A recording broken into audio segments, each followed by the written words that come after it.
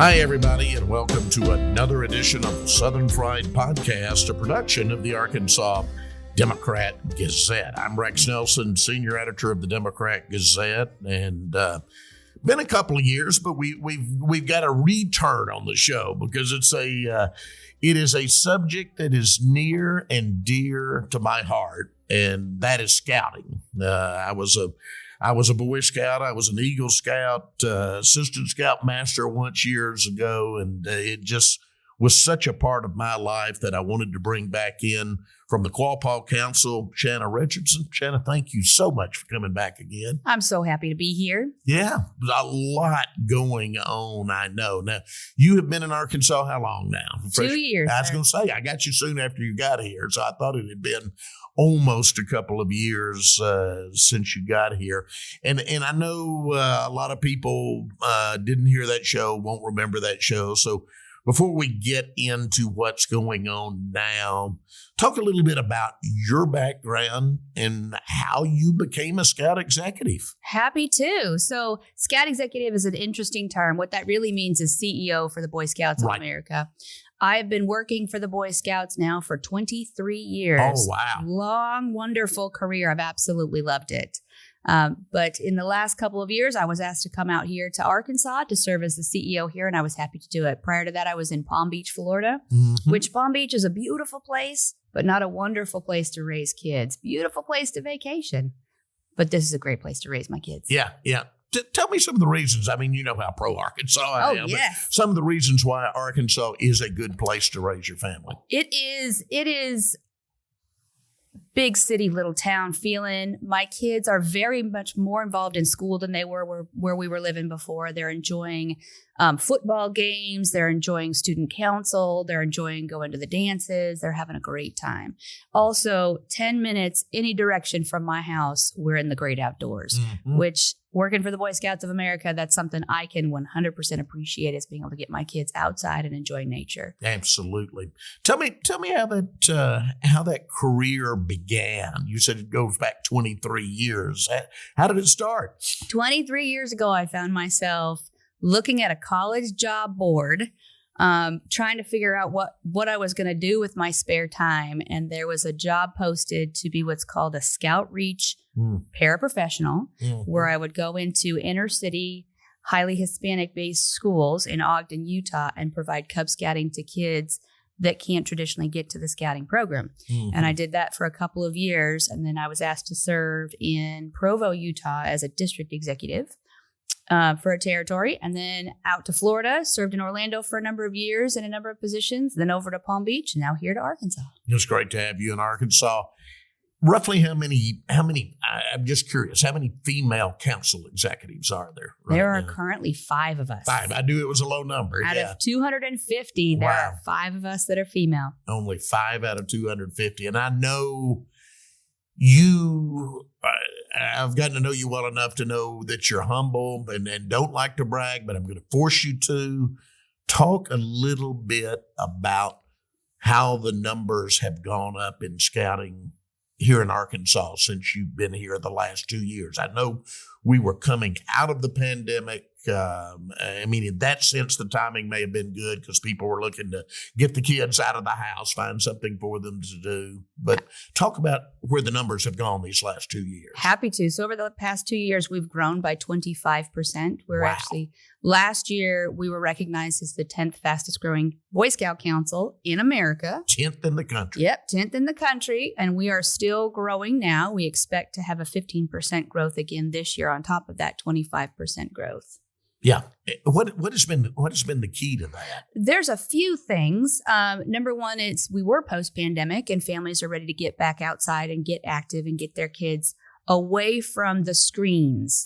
Because for 2 years during the pandemic, there was a lot of screen time. A lot. And now it's time to get these kids and parents back outside and away from those screens. So that helped re-encourage our families to get involved, and also a dedication from our staff and our volunteers to make sure that we visit every kid in every classroom in every school and invite them to join scouting. Yeah. That's a goal of ours currently for the 39 counties that we serve.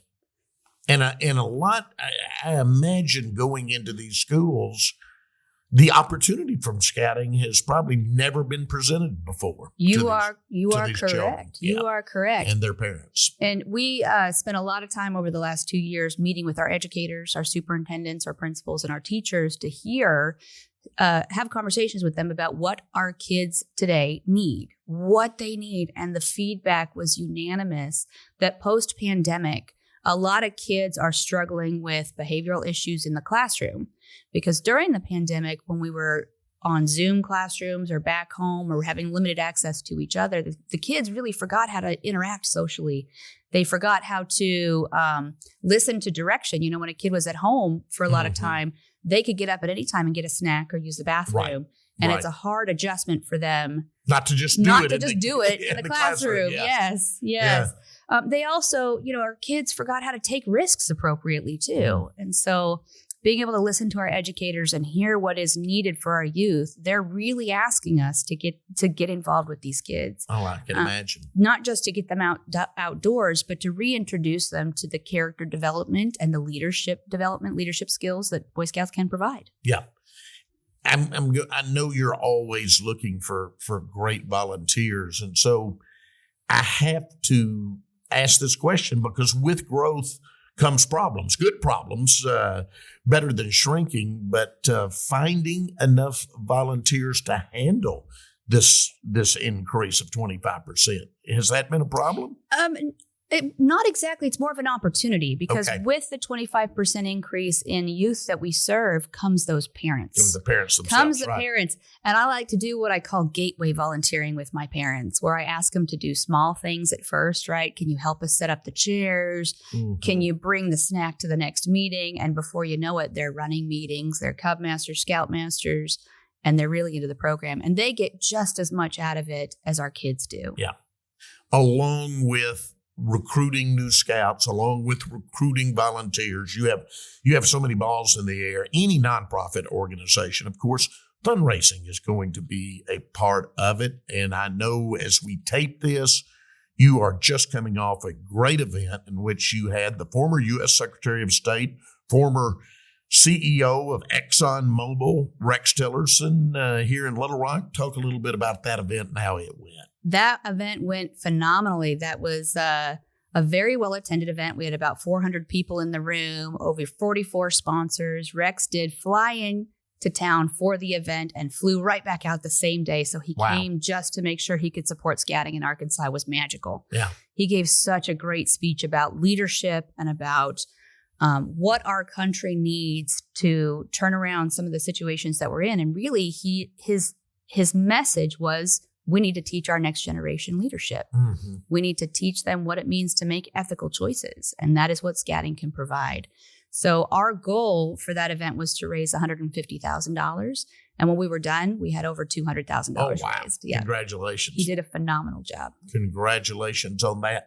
As you do this fundraising, as you go to businesses, corporations, individuals around Arkansas, are you finding a receptive audience and realizing that scouting can play a very critical role in training the next generation? Absolutely. And we've talked about this before, but one of my favorite parts of Arkansas is that scouting roots run deep here, my friend. You find a lot of old scouts like me. So old is the operative word here. Well, if I'm visiting community leaders or leaders in business, you guys are scouts, Eagle Scouts. Your dads were scouts. Mm-hmm. Your grandfathers were scouts. Your kids were scouts. Everybody has a connection somewhere if they just look around. So our community is 100% very receptive to supporting the program. Yeah, that is encouraging to hear, and I'm so glad that went well yesterday. I mentioned you have a lot on the table right now, and one of the big things on the table right now is we're seeing a merger of councils here in Arkansas. So first of all, for the average average listener that's probably not that familiar with how scouting is set up, I kind of explain how councils are set up, and then we'll get specifically into the merger we're going through here in Arkansas right now. Absolutely. So councils are offices that serve a specific geographic area. So the Quapaw Area Council is where we serve right now, is 39 counties. We've got, all the way from Hot Springs to Jonesboro, Pine Bluff, Little Rock, Jacksonville, Cabot. We serve a lot of territory. Up in Conway, Damascus, a lot of space. There's a couple other councils that serve the state of Arkansas. One is the Caddo Area Council down in Texarkana. Mm-hmm. They do a wonderful job. We've got the DeSoto Council down in El Dorado. They also do a wonderful job. And we have what's called the West Ark Council in the Northwest area that serves Fort Smith, Springdale, Rogers, Bentonville, Fayetteville, that space. We are trying to do our very best to keep the cost of scouting low for our families. We want to make sure it's affordable and attainable to all families. And so what we're working on right now is a merger of the two councils to streamline some of the expenses for services so we can decrease the cost of scouting for the individual scout, the individual family. For example, why are we paying for two websites when we can pay for one, right? Why are we paying for two Zoom accounts when we can pay for one? Those are just small examples. Right. So we're going to be working, we'll be done with the merger, with the legal part of the merger by December the 1st. It's been going very well because, again, our goal is working through really just a streamlining process and open arms and open minds. And we will be rebranding our council. The name will actually change. Oh, wow. Because we will be serving most of the state of Arkansas. It's going to be a very large territory.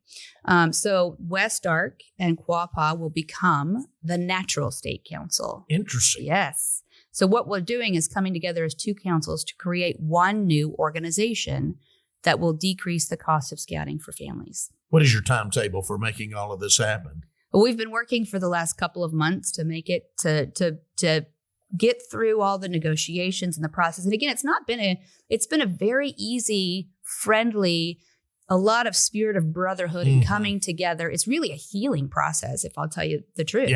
Yeah. That everybody has the same vision and the same goal, and that's to serve the youth. That's to make sure we can serve as many youth as possible in Arkansas. And you will still maintain offices both here in Central Arkansas and in Northwest Arkansas. We'll retain the office here in Little Rock. We'll retain the office in Springdale, and then there is a smaller operation in Fort Smith area. Yes. Gotcha. Okay. So we will still be able to serve all of the kids in what will then be 57 counties in our state. Wow, 57 of the 75. Yeah. A large territory. It really is. Well, interesting. And I love the goal of keeping costs low for parents to get their kids involved. Let's talk a little bit about some of the individual programs you have. We'll start with the Scout Reach program, what it is and what it's accomplishing for you. Oh, I'm happy to talk about that. That is in partnership with some wonderful supporters in Pulaski County and some funding we're able to get through the state.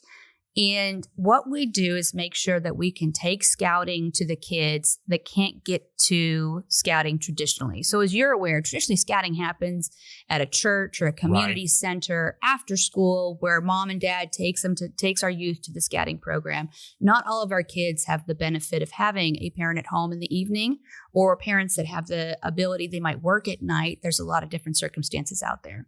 So what we are determined to do is, because again, this is how I started my career, is taking scouting to the kids that cannot come to us. Whatever the barrier is, whether it's geography, whether it's financial, physical, or sometimes what we call parentally challenged youth, we want to take scouting to the kids that can't come to our program. So we partner with existing after-school programs like the Boys and Girls Clubs, the centers, and a few other great programs. And we send employees, paid staff in to provide that program. And I send employees because I want it to be a consistent face for those youth. Yeah. A consistent face they can count on week in and week out to provide them some fun programming. Interesting program, much needed, I'm sure.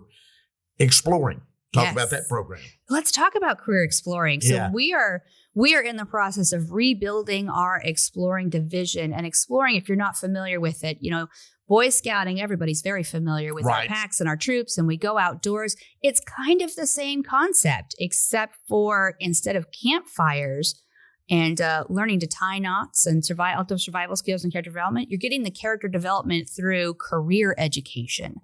So we partner with different businesses around Pulaski County. Currently in Pulaski County, we've got a couple up in the Conway area, and we're working on a few other locations. where the kids will go a couple times a month and learn about a career. And in a lot of our posts, they'll actually walk away with mini certifications or certifications. So when they exit, they can join the job force very quickly. Examples of this would be, we've got a post that focuses on HVAC systems. So the kids will go in. Yes, the kids go in one meeting and they'll learn about a task, and the next meeting they'll actually perform the task. And so it works as a semi-internship, also job shadowing. Also, it's a great pool of new employees for these organizations. So we have posts that focus on, like I said, we got the HVAC systems, we've got veterinary posts, sheriff's departments, fire departments, several other organizations that are hosting these kids. One of the things we talked about the last time you were here, but again, it's been quite a while again, is the fact that you have a scout reservation, and I know you've traveled all over the country and looked at facilities, and you told me, I remember at the time, that it equals about anything in the country. A lot of Arkansans may not be aware of it. Outline what you have there, and then after you do that, I want to get into a big opportunity that we have coming for those 3,000 acres. Yes, happy to. So we actually currently have a secret hideaway that if you didn't know we were there, you wouldn't know about it. It's kind of quiet. It's roughly 3,000 acres in Damascus. Mm-hmm. That is where we host summer camp. The property itself actually has multiple properties on it. What it's called is the Gus Blass Scout Reservation. And on the Gus Blass Scout Reservation, we have Camp Rockefeller, which is a fully developed Boy Scout camp, Scouts BSA camp that any kid would absolutely love. It's got climbing walls, junior Olympic sized pool, shooting sports activities, everything a kid would love to do outdoors. We also have what's called the Reynolds Training Center on that property that has a banquet hall that can hold up to 350 people, 3 classrooms for trainings or staff development, whatever they want to be used for at that moment. And then it also has dormitory style hotel rooms attached to it. So if you're not looking for the camping experience, but maybe the glamping experience, we can provide that. Yeah. And then we have what's currently called short-term camp. Very simple name, I know, but that's primitive camping, where you pack in and pack out everything that you want. So my favorite little factoid is we host summer camp for about 6 to 8 weeks in the summer. And every week that we host camp, we double and sometimes triple the population of Damascus. Yeah. And most Arkansans are familiar. Damascus was a famous speed trap for many years. You've probably heard those stories. I have heard that. Yeah, so that's how a lot of Arkansans are familiar. But if you're not, if you're going north out of central Arkansas, up US 65, it's right on the Faulkner-Van Buren County line. And you've probably heard about the Titan II missile explosion, too. I have heard that story. That made Damascus famous. But the camp is a spectacular facility. And I've got to go back now that we're in fall and ask you how your summer camps went this year. Wonderfully. Our summer camp was full this year. We have some exciting developments happening on the property as well. We're right in the middle of a $5 million capital campaign. Oh, wow. Yes. $5 million. $5 million. Yes, sir. We will be building, this sounds simple, but we'll be building new bathroom facilities on camp. You know, a couple years ago, we started to invite the girls to join us in the scouting program. Mm-hmm. So we want to develop facilities that make sure that all of our youth and adults are safe and have really just their basic needs taken care of. Our current generation of families expect a little bit more from our facilities. As you remember as a kid, most of what we used in our younger camping years were pit latrines. Exactly. Moms of today are not interested in pit latrines. I understand. So we're building bathrooms, and then we're adding about $1 million in more program opportunities for the kids. That'll include zip lines and some other fun stuff to come. You know, April 8th, we have an eclipse coming in Arkansas. We sure do. Everybody listening to this has read about that because it's going to be such a big deal for the state. Projected literally to bring hundreds of thousands of people to Arkansas in the path of totality. And your reservation happens to be in that path of totality, right? It does. So Damascus is in the zone of totality, which is an amazing opportunity for anybody that wants to come and watch the eclipse. But if you're looking for a place to stay in Damascus, you will not find it right now. The last I looked, there's a couple of hotels, some Best Westerns that are charging around $3,000. It's incredible per when you night look online. for a 2-night minimum. Yes, which it's a great opportunity for our local economy, and I'm looking forward to it. But we do have secretly hiding back there 3,000 acres of zero light pollution, which is going to be a wonderful place to watch that eclipse. So we are offering some camping opportunities as well as some glamping opportunities for folks that want to come out and watch the eclipse with us. We will have a scout camporee that weekend before. So in our Camp Rockefeller, that's going to be designated for scout only camping. Gotcha. So we'll have a camporee there, and then anybody that wants to stay and watch that eclipse with our scout families are more than welcome to. And then we will be hosting 2 other events that are open to the public. So in our short-term camp, you can come out and pitch a tent and camp out with your family, have a wonderful campfire program. We'll have food trucks and other such fun activities out there for you. You're welcome to come out and join us there. And then we'll be hosting a VIP experience at our Reynolds training facility. Like I said, that has dormitory-style hotel rooms, so you could actually bring the whole family out. We'll be providing meals, and then you can watch the eclipse from the lanai with a glass of champagne and some hors d'oeuvres and have a great time. Are there already, if anybody's interested, do you have details already posted on a website? Yes, sir. Okay. You can go to our website. So just even if you Google Quapaw Area Council and go to our website, you can find the registration and reservation links right there on the website. Very exciting opportunity for the Scouts. And again, if you aren't familiar with that reservation, it's a beautiful piece of property, and it's a good opportunity to see it there and know what Scouting does there also. It's beautiful. We love it there. We with our merger too, if you've not heard of Camp Orr, I'm sure some of your listeners may have heard of Camp Orr. It is a gem of a property that is on the Buffalo National River.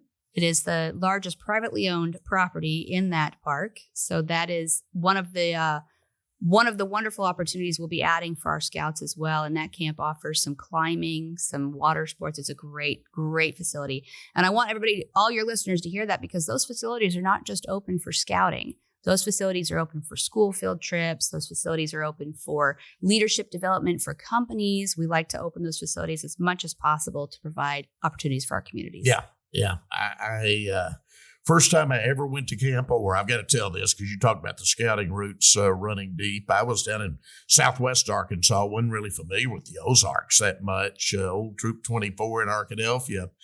And we had an Order of the Era event up there. And I wasn't old enough to drive yet, but one of our Eagle Scouts who was named Roger Tilley, who is a longtime physician in Benton, they drove up, and anybody who's ever been to Camp Orr knows that the road in is really interesting. Yes, and let me tell you, it was really interesting in the 1970s. And the drop in, it's like, are we ever going to make it? Are we going to bottom out this car?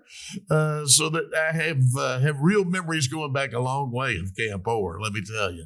We have a few minutes remaining, Shannon. We're talking to Shanna Richardson. If you're just joining us, who is the executive for the Quapaw Council of the Boy Scouts of America. And I want to broaden it out to kind of some big issues, again, that people may not understand, may be confused about.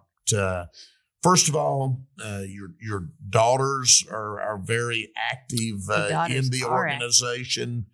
And so we want people to understand their daughters can be Boy Scouts. Yes, sir. That confuses a lot of people.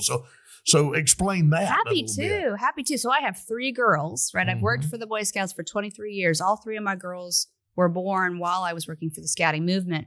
They are very familiar with the program, and we made our families for many years were asking us to let the girls in. And there's many reasons why. And I'll go back to the Cub Scout program. It's a family-based program. And so even at regular Cub Scout meetings or at campouts or Pinewood Derbies, the girls were always there because it's a family-based program. Right. You bring your sisters, you bring your siblings, you bring mom and dad. And so all we really did there was say, give them the patch already. right? They've earned it. They've always been there. They've been active. Yeah. So I believe it was 2015, 2016 time period, our national organization made a decision to allow girls to join the Cub Scout program, which then led directly to the decision to let them join what's now called the Scouts BSA program, which you would have known as the Boy Scout program. Exactly. We're still known as the Boy Scouts of America, BSA, just like YMCA is still the Young Men's Christian Association. So, but yes, we are a co-ed organization. But what you do need to understand is in the Cub Scout program, it is actually fully co-ed. The girls and boys do the activities together because you're talking 6, 7, 8-year-olds. Exactly. In the Scouts BSA program, we have troops for boys and troops for girls. And so in our teenage years, they're still doing their activities separately. Now they can meet together and do adventures together, but they're really two separate troops. And that's a lot of the confusion is a lot of folks are thinking, are they tenting together while you camp? No, they're in girl troops and boy troops and they're having a great time. In Arkansas, about 25% of our youth membership right now is female membership. 25%? 25%. I would not have guessed that. And getting higher every single day. And what we're seeing is, especially in the Cub Scout program, parents are loving it because you can do one-stop shopping with your youth activities instead of having to take your son to Boy Scouts and your daughter over to another program. They can come to one activity. Now, and you might ask, well, what is that competing with the Girl Scout organization? That was going to be my next question because I know people are asking. Yes. Here's what I'm going to tell you is Girl Scouts is a wonderful organization. It is a wonderful program. And if you are interested in the Girl Scout organization, I highly recommend it. But Girl Scouts and Boy Scouts are like soccer and basketball, right? Both sports, both have a ball, both have a net, but completely different aims, methods, rules. Same thing in our programs. You can actually be a female in our Scout program and be a member of the Girl Scout program. You can earn your Eagle, and you can earn your Gold Award in the Girl Scout program, and you could enjoy both. You'll get two completely different experiences. But you can do both at the same time. Absolutely. So we're not competing programs. We're actually after a different kind of girl, if that makes sense. We're after a young lady that's looking for some high adventure, somebody who really wants to get out there and go canoeing, rock climbing, do all the really exciting things, which that's a great fit for those families, or for families like legacy families, like my husband. My husband's an Eagle Scout. He so much looked forward to when we were going to have a son and he could do the scouting program with his son. And guess what? 3 girls later. Gotcha. Yeah. 3 girls later. And he still gets to do the scouting program with his kids. Yeah. Yes. And he's both of us are involved and active. You talked about the OA. My 2 older girls are both in the OA. Oh, great. Yeah. And they're both brotherhood members of the OA, which I know probably sounds like gibberish to listeners that are not familiar. And last weekend, I'll tell you, I had one of the biggest honors of my career occur. I went through Vigil. I saw that on your social media feed. Yes. Congratulations. What a wonderful experience. Yeah. A wonderful experience. So yeah, we do. The girls are having a great time. Yeah. Well, that is great. And I thought people needed to understand that. And again, before we finish up, again, a lot of people listening who haven't been involved in BSA through the years, we know that the national organization was in the media for all the wrong reason for a number of years. Massive steps have been taken to ensure the safety of children. And I need you to talk about that a little bit for parents saying, well, is that a safe organization for my daughter or my son? They must have watched a documentary somewhere, right? Yes. And we are the safest organization for youth because we learned a lot of what the national office was in the news for were cases that occurred in decades ago, 50s, 60s, and 70s. Right. Yes, 50s, 60s, and 70s when we didn't have things like background checks, when we didn't have things like youth protection training. Not just us, the Boy Scouts, but police departments didn't have that opportunity either. The digital access that we have now is worlds beyond what occurred then. And sadly, bad people used our organization to do bad things. And that's what occurred. And not just us. Anywhere where you have youth, you will have predators. And it is our responsibility to make sure we put as many barriers as possible between our kids and those predators. And so that's what we do in the Boy Scouts is we require all of our adult leaders to be background checked. We also require them to take a very thorough youth protection training. They're required to renew that youth protection training on an annual basis. And if they do not, they cannot participate and cannot be registered with the Boy Scouts of America. Mm-hmm. And then we redo our background checks every 5 years, not just once, but they're done regularly and spontaneously. Right. So we can make sure that we are working with the folks that we want to be working with. We also have a lot of barriers that we put in place to keep our kids safe. One of those is what we call too deep leadership. So at no point will there ever be a child alone with a singular adult. We require 2 adults at all times that are not related for all of our activities. That way, we always have 2 eyes on what's happening. Gotcha. Yes. So yes, our national organization has been in the news for all the wrong reasons, but they're for reasons that we had to learn from. Mm-hmm. And we have been learning from them for the last 20 years and doing better and making sure that our kids are always safe. Yeah. And not just safe from predators, but safe from, we want our kids to have a high adventure experience. We want them to take risks, but be safe in those risks to make sure that they can fall down and scrape their knees, but still get up and keep having fun. We're not going to encourage kids to touch a snake, but we'll tell them which snake they can touch. Yeah, right? yeah, exactly. How to tell the difference between a venomous snake and a non-venomous snake. Right. So we want our kids to be safe in all things that they do. All right. Last question. Where do you see scouting going here in Arkansas in the next 5 years, next 10 years? Oh, doing nothing but growing, making sure it's our goal to make sure we have the opportunity to serve every kid that has an interest in coming to hang out with us. Yeah. So nothing but growth.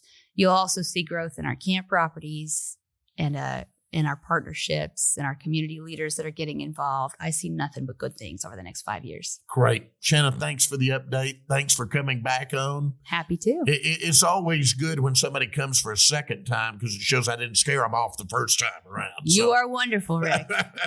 All right. Our guest today, Shanna Richardson of the soon-to-be Natural State Council Correct. of the Boy Scouts of America. Thank you so much. Good luck with everything you have coming up. And thank you for joining us for another edition of the Southern Pride Podcast, a production of the Arkansas Democrat Gazette.